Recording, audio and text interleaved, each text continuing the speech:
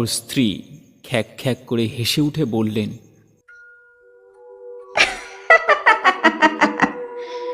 জ্বর নামাতে এসেছে মুখ পোড়া।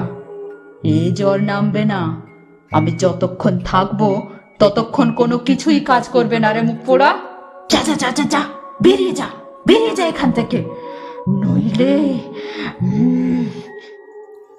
এই বলে একটু কুকিয়ে উঠল নন্দলাল বাবুর স্ত্রী।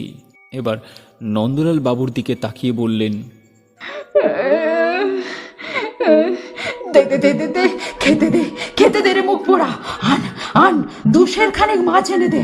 দেখছিস না আমার কত খিদে পেয়েছে।